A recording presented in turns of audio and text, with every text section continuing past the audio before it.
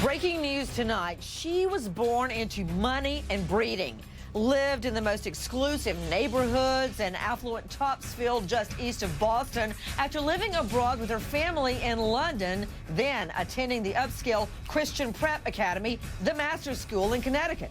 Even a counselor at exclusive Gordon College. But tonight, she's facing charges. She abducts a tot girl in the middle of the night. The tot later found naked, covered in cigarette burns, with the tot girl's head shaved. The baby's head was shaved. The child alone, shivering by the side of a busy road. But tonight, her lawyers say she's got mental problems. Well, not according to her Facebook. We're searching for a 2-year-old that went missing. Was abducted right from her Hamilton home during the night. A report of a child on the side of the road, bruised. Found alive, naked, her head shaved with burn and bruise marks. The toddler's former babysitter charged not only with kidnapping, but also assault and battery with a dangerous weapon. The deadly shooting of a 31-year-old man in his own gym parking lot stops police. But tonight, caught on video, a tall, blonde female spotted sitting in her car over an hour before she pulls out a gun and shoots the guy dead. Apparently out of ammunition, the woman, dressed in gym clothes, then pistol whips the guy, sprints back to her black Hyundai, and speeds away. Tonight, the hunt for the blonde gym killer. This video from a witness's cell phone shows the woman with the gun sprinting back to her car. Then she speeds away in a black Genesis. And then I hear him yelling and screaming, oh my God, and running away. See her get out of her car, hear 2 more shots. She immediately pulls out a gun and starts firing on him, at least 3 shots.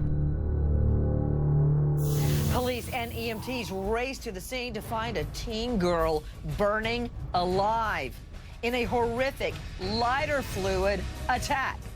Just before her death, does the girl whisper her killer's name to police? And tonight, will legal shenanigans let a killer walk free?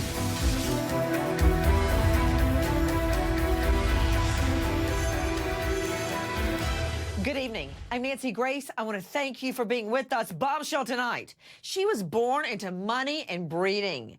The most exclusive neighborhoods in Topsfield is east of Boston. Lives abroad with her family in London. An upscale Christian prep school, the Master's School, even a counselor at an exclusive college. But tonight, she's facing charges. She kidnaps a baby tot girl.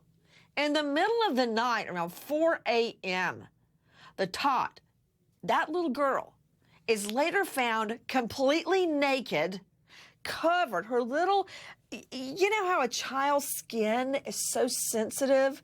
You always have to watch out for diaper rash and rashes. This little girl's body, her naked body, is covered in cigarette burns. The little girl's head is completely shaved. The little girl is found alone, shivering cold, by the side of a busy road. Now tonight, her lawyers say their client has mental problems. Well, not according to her Facebook. I bet her lawyers can't control what she's posting all the time. Let's go straight out to Chris Spargo, reporter with DailyMail.com. Let's start at the beginning, because this young lady was supposed to be in court in the last hours.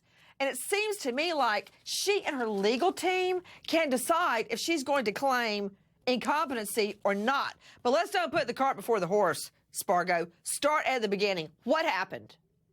So in the middle of the night, the parents of these, this 2-year-old baby, they hear their baby at about 3 a.m. They go back to sleep. They wake back up a little after 6 a.m. Baby is nowhere to be found in the house. They're frantic. They're running around.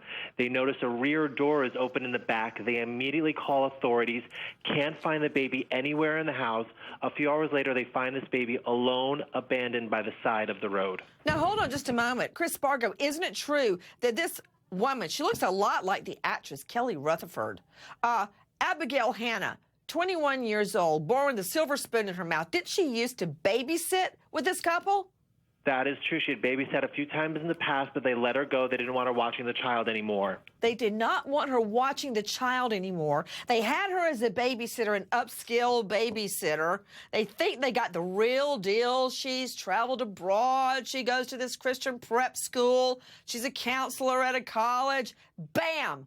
Just a few months later, their baby is kidnapped. Now, let me go to you. Tim McCarthy joining me in addition to Chris Spargo, the Daily Mail. Tim is the editor at the Wicked Local Hamilton. Tim, tell me the condition in which this baby is found. She was found on the side of the road over in a neighboring town called Rowley, and she was found naked, dirty, and was covered with cigarette burns at the time. It was believed I didn't know the baby was dirty as well, Tim McCarthy. I can only imagine. Why is a baby totally naked, which is indicative of a molestation?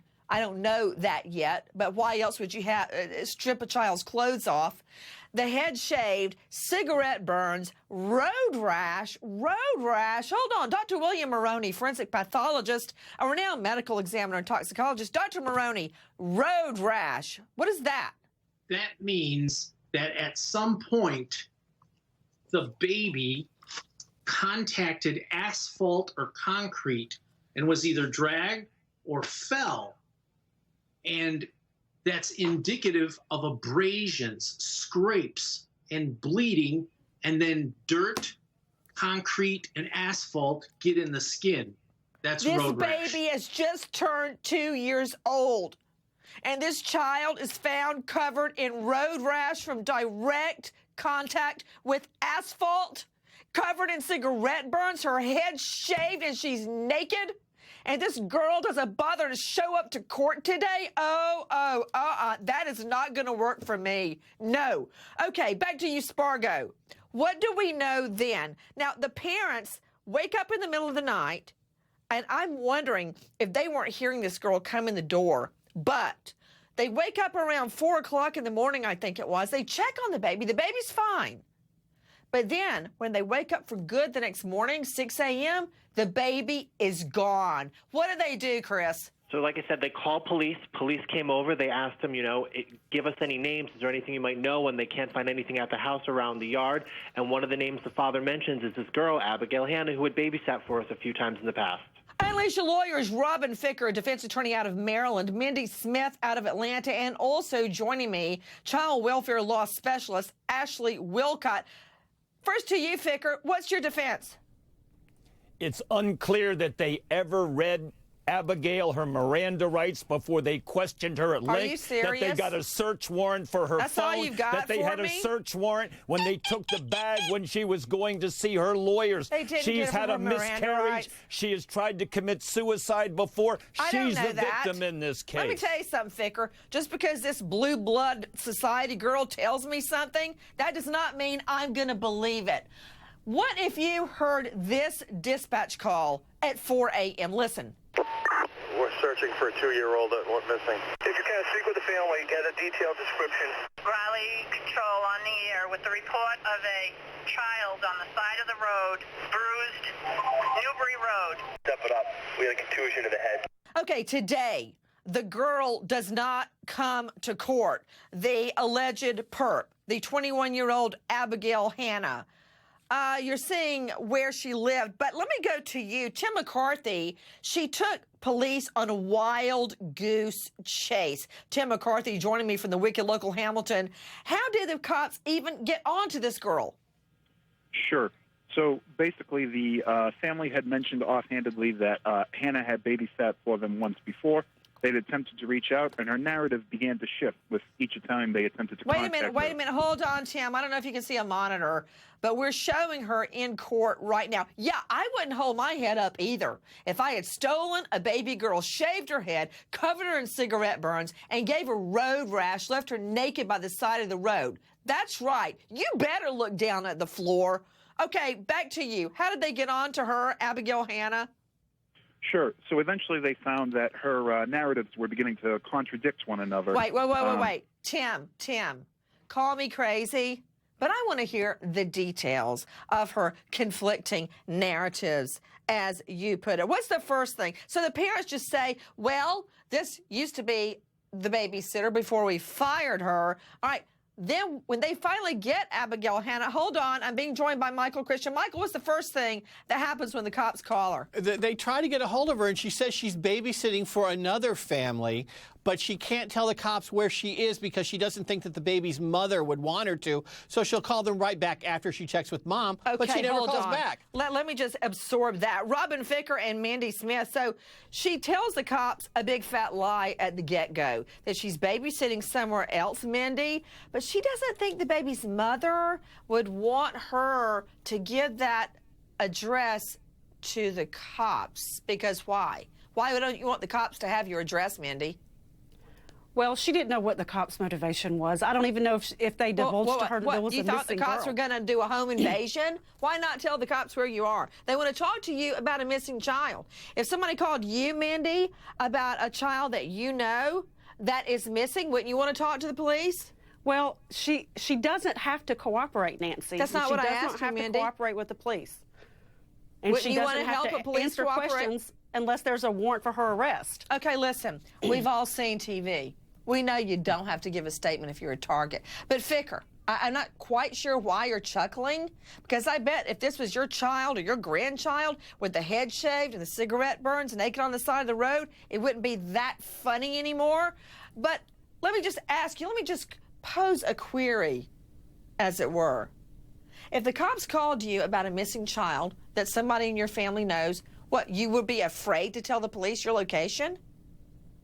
This is the case of the impetuous cops. They should have followed the search warrants for the phone, for her bag, and questioned her at length after reading her Miranda rights. They're impetuous. I'm clearly Their in case crazy will land. fall.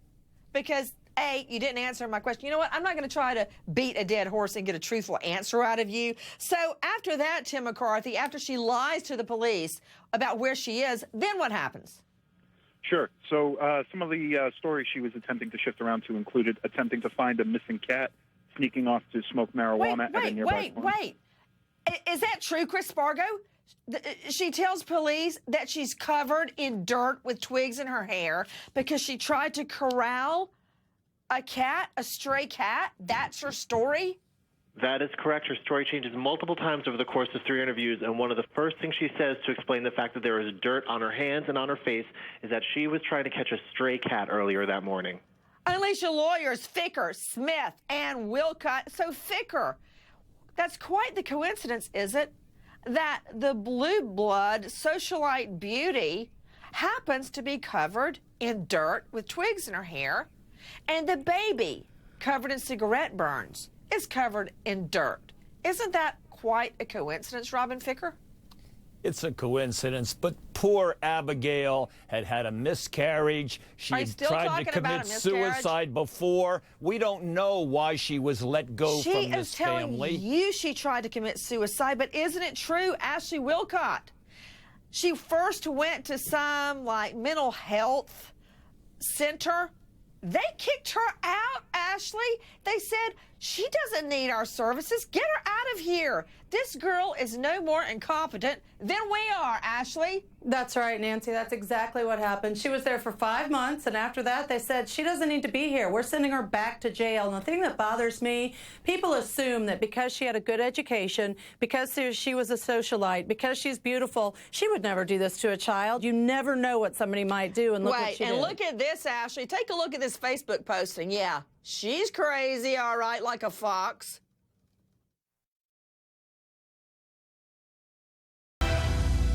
Kidnapping of a 2-year-old. A massive search was launched. Located alive along the side of the road in neighboring Rowley, 8 miles from her Hamilton home. She was naked, her head shaved. Police saw possible cigarette burns and a bruise on the head. After executing a search warrant at the former babysitter's home, police arrested Abigail Hannah. Did you see that big mansion they're searching? That's where she and her family lives. They just got home from living in London and Surrey, have traveled abroad, gone to the best schools, but none of that could stop this girl after a couple fires her as their babysitter. According to police, she goes back into the home in the middle of the night, steals the baby, who's just turned 2, shaves the girl's head, leaves her naked, covered in cigarette burns on the side of the road. That's the tip of the iceberg. Look at this mansion cops are searching in their effort to figure out what happened to this baby. Now, her claim at the time was she's incompetent to stand trial. Let's take a look at her Facebook postings, Liz. Okay, now, these are pictures that she has posted on her own Facebook. Are you looking, attorneys? Check it out. Oh, there's a selfie. Okay, there's a quasi-sexy selfie, I guess. There she is with some poor unsuspecting boyfriend. Okay, family shot, looks like at a graduation. Oh, picking apples. There you go, another smiling selfie. Yes, that's right. She is no more crazy than the man in the moon. To you, Chris Spargo, DailyMail.com. Now, I want to go back to the fact that the mental health center kicked her out, right? That is correct. All these symptoms that she is claiming to have, there are claims that either she does or not as bad as she's saying, that she's completely competent to stand trial, and there are even claims now that she may just be faking these symptoms, possibly for attention. Okay, Unleash Your Lawyers, Ashley Wilcott, Robin Ficker, Mindy Smith. Okay, Ficker, clearly do you see her Facebook postings? She's not crazy. You can't judge a book by its cover, Nancy. She tried to commit suicide. She was committed for a long time. She had postpartum depression. She never had a baby. What are you talking about? She had miscarriage. Okay, to Brian Russell, forensic psychologist and creator of the Check on Me app, which is awesome, by the way, Brian. Dr. Russell, what do you make of this? For a mental health facility where her lawyers conveniently shuttled her off to as soon as this baby was found on the side of the road naked with her head shaved, they stick her there. I've got a very sneaky feeling that they're doing a deal because this girl's family is rich, blue blood, socialite. Somehow she's going to get off with treatment and straight probation. But for a mental facility to kick her out, Brian, what does that say to you? It says to me that this is most likely the ultimate entitled, spoiled brat who was upset at those parents for not having her take care of the kid anymore and decided she was going to get at them by hurting that kid. And the people in the mental place believe she's nowhere close to incompetent, like she's probably not, but she's probably watched enough TV where celebrities get in trouble, and what do? They go straight off to rehab and buy themselves some time. I think this looks strategic to me. I am not letting go of this Abigail Hannah case. I mean, look at this. It looks like the Time Warner CNN Center in New York. This is her mental health facility. It looks like some type of a resort. You know, Ashley Wilcott, certified child welfare law specialist. Can we address what nobody's saying? They took the girl, the baby, to the hospital because they had to check this child to see if the baby, was molested. The baby is found completely naked with the little babies. I mean, you have children. Can you remember how defenseless they are at 2 years old? My little baby Lucy, I don't think she could. She just started walking by that point. You remember how premature they were, and to be covered in cigarette burns. The reason they took her to the hospital was to see if she had been molested. Let's just hold that thought for a moment. A 2-year-old baby. Not only that, but don't forget that this child was abandoned on the side of the road, Nancy, and so a 2-year-old doesn't have the capacity to protect themselves. Anything could have happened to this child on the side of the road. What do you do about that? Could have been hit by a car, could have fallen into a ditch. A 2-year-old cannot care for itself without supervision. So in addition to all the abrasions, cigarette burns, and injuries, anything could have happened. The child could have been killed.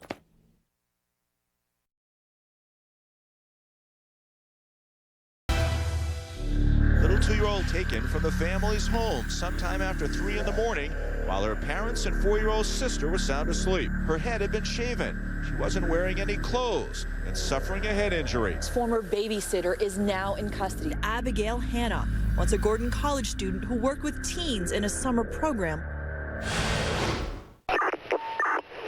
searching for a 2-year-old that went missing. If you can speak with the family, get a detailed description. Raleigh Control on the air with the report of a child on the side of the road, bruised, Newbury Road. Step it up. We had a contusion to the head. That is the head injury we're talking about, a contusion, a blow to the head.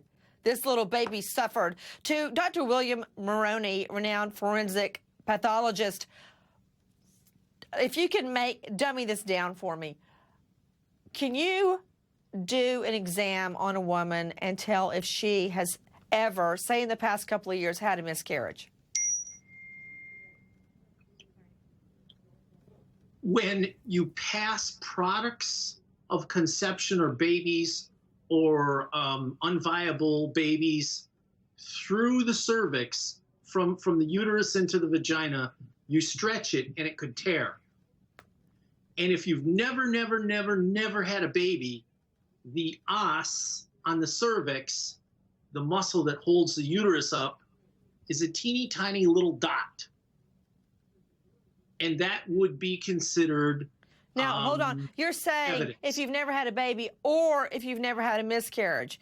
But if you've had a miscarriage, I mean, she better watch out with this argument that she has been depressed after she had a miscarriage, because from what I'm gathering from Maroney, you can tell if a woman has had a miscarriage where something has passed through the cervix. Is that correct? Am I saying it correctly?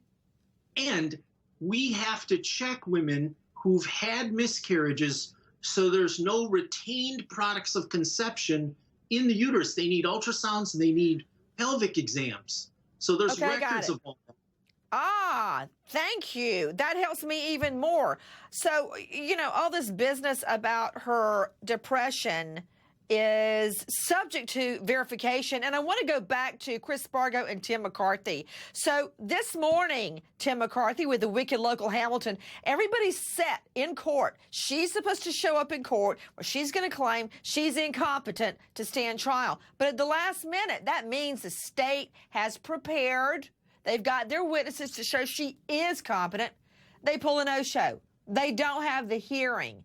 Is this just going to go away? Is it going to sweep it under the rug and we're never going to hear any more? And then one day we're going to see a little blurb in the paper that she took a plea for probation. Is that what's going down? Because I don't like that. I would seriously doubt that, Nancy, because her case is going to continue coming into the next month, which sounds like that it's likely to continue onward through the trial. You darn right. We're not letting go of it. Spargo, dailymail.com. What's happening next on this? They're meeting again next month, but it was the defense, too, that pulled out of this today. It was the defense that was having the competency trial hearing, and they're the ones that said, we don't want to have this anymore. So it's very confusing as to what their strategy is. Maybe they changed their mind, Chris Spargo. Maybe they changed their mind. Now they don't think she's incompetent anymore. I wonder what the next defense is going to be.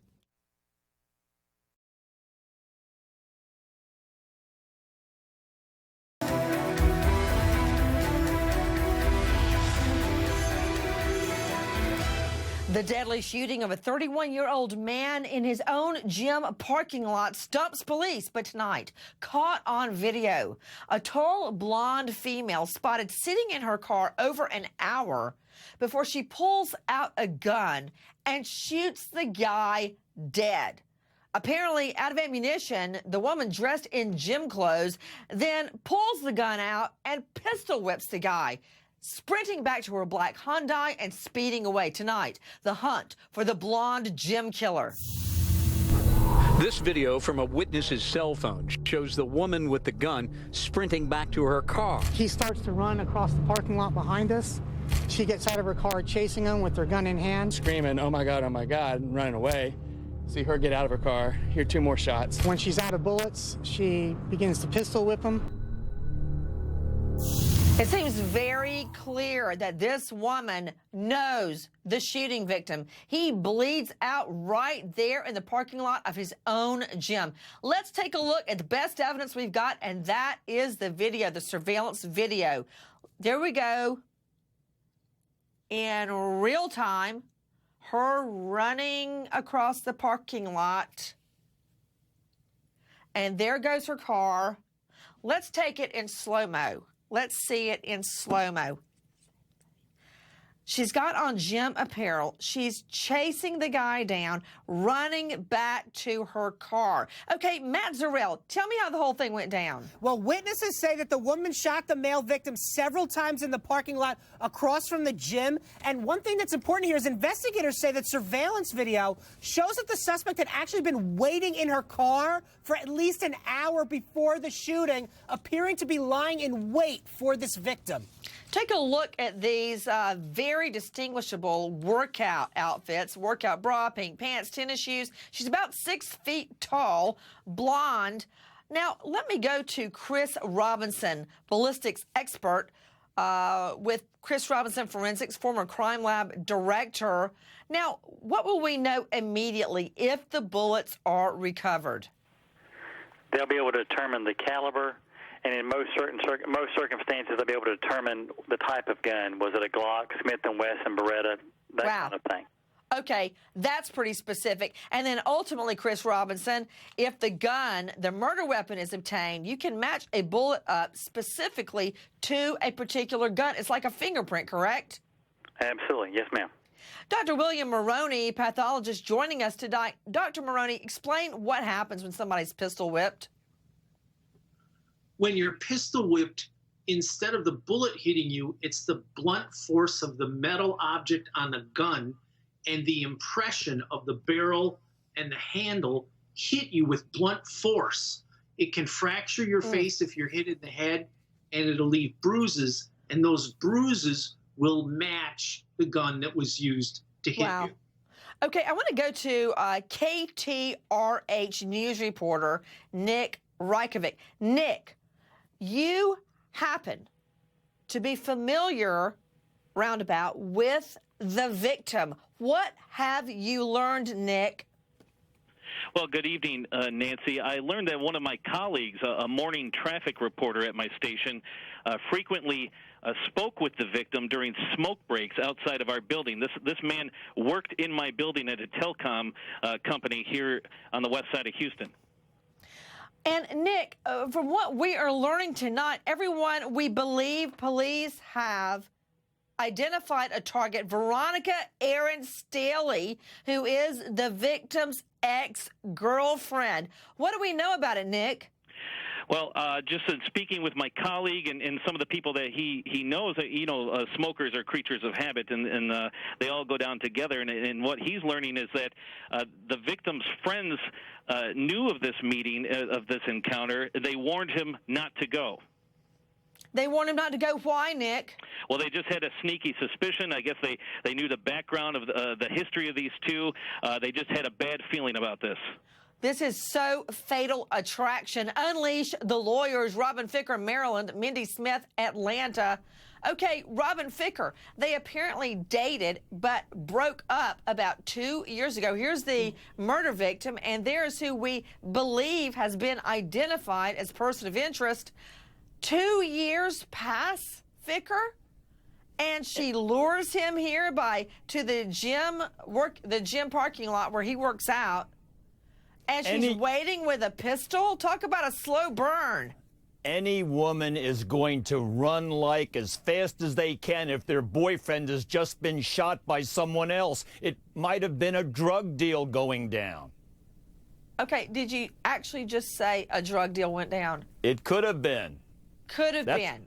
That's the little where you green man from Mars could have jumped out of the truck and shot him. You often have shootings going on. That's why she was waiting. I think a third person did this. You think a third person? Okay, to Nick Rykovic, is there any indication that this was part of a drug deal gone wrong? No, there was no indication from all eyewitness accounts. This was the woman who was pulling the trigger. Tonight, police still looking for information on the blonde gym killer, a POI, Veronica Aaron Staley, 34 years old, who had dated the dead victim 2 years ago before the breakup. I think I know who broke up. Before she apparently lures him for a lunch date. His friends tell him not to go, and now he's dead. This, the only evidence we've got. Police and EMTs raced to the scene to find a teen girl burning alive in a horrific lighter fluid attack just before her death. Does this girl whisper her killer's name to police? And tonight, will legal shenanigans let a killer walk free? Jessica Chambers, doused with a flammable liquid and set on fire. Someone poured an accelerant on Chambers and set her on fire. She was burnt 98% of her body. Jessica Chambers ended up with burns over most of her body off a rural road in her hometown of Cortland. Martin Savage joining me tonight, CNN correspondent. Martin, I am absolutely sick about what is happening in this case. Before I get to the case of another young girl dead, Mindy. So first, I want to talk about Jessica Chambers. Show me, Liz, if you don't mind, the video of the gas station where Jessica is last spotted alive. Now, she says she's going to go clean out her car and get gas, and here she is that night, all by herself, minding her own business. She straightens out her car. She fills the tank up with gas. There she is, the last known spotting, the last sighting of Jessica. There you go. She's going back to her car, hops in. That's all we know. The next thing we know, we discover Jessica's car burned to a crisp. Look at this. The girl, Jessica Chambers, burned alive. And what's so disturbing, to top it all off, apparently lighter fluid is thrown on her face, possibly down her mouth and or nose, and she's set on fire. Martin Savage, what more do we know about Jessica's death? Well, Nancy, I'll agree with you. This is one of the most horrific stories I've ever covered, and I've covered a lot of them. And what we know is that this started as a telephone call to the local fire department. Somebody passing by late at night on a rural road in the darkness saw a burning car. The local volunteer fire department shows up there, and just as they're setting up their hoses to put out this horrific blaze, one of them says they saw what they thought was an apparition. It was Jessica Chambers, horribly burned, stepping out of the smoke coming towards him. And he recognized her because it was such a small town. She collapses and whispers a name, according to authorities, in one of her last breaths. So it is a horrible, horrible case, and it was a terrible mystery. Now, let me take you to, Martin Savage, the case of another young girl, a beautiful young girl, Mindy, who is studying in school in Louisiana. Now, this is what I know, Martin, and tell me what else you know, but she has her ATM card stolen by a guy named Quentin Tellis, 27 years old, okay? He's spotted 3 times using her stolen ATM. He's on camera at the ATM. Then they find her dead body, Mindy So's dead body. And in my mind, Martin, if we could identify the time of her death, it would be around the time that ATM card is stolen, and he is walking on a 10-year sentence for one ATM card theft. Right. When he is there stealing her card, her ATM card, at the time she's killed, and police think this guy killed Jessica Chambers and he is walking free on a 10-year sentence, max, he'll do 3 years on that. Right. It makes no sense that he is going to get off with just a 10-year sentence when it would appear that the authorities have all the evidence they need to prosecute him for this young lady's murder. I don't want to see his face. Can you keep this guy down? I don't even want to look at him. Because what is he getting, Martin? A 2-for-1? Because they're not prosecuting him. It's awful. Fraudulent use of the credit card is what he was charged with. They did not charge him at all with her death, even though she had been stabbed multiple times, and even though the police had video that showed her in his company multiple times. They did not charge him with murder. He also had marijuana on his possession, and they haven't charged him with that. Instead, he gets a plea deal, and 10 years is what he pleads to. 10 years max. 10 years max he's getting. So there's 2 dead girls, and he's getting 1 conviction on theft of an ATM card? Let me understand something. Regarding Jessica Chambers, hold on. I'm just being joined right now by Jessica's mother, Lisa. Miss Chambers, there has not been a single time that we've gone to air that many of us don't think of your daughter, Jessica, and will her case ever be resolved? I would like to hear what you have to say tonight to this guy, Quentin Tellis, who is suspected in Jessica's murder, a horrific murder. He will not get away with it. And I think that he should also be charged with Mindy. Do you remember, he finished here with Jessica?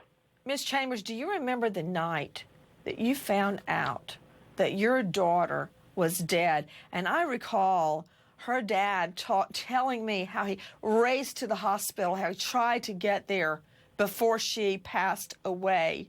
And I could only imagine his drive trying to get to that hospital before his baby went to heaven. Do you remember when you learned what had happened to Jessica? Yes, ma'am. Excuse me, I had just texted Jessica, and Debbie, Ben's wife, come to the drive and said the law was down there, that Jessica had been burnt. And I was like, no, I just talked to her. And she said, yeah, come to the shop. Get in the truck with me. They're down there waiting. And we got down there, and I rode with Ben and Debbie to the med. I see dead people.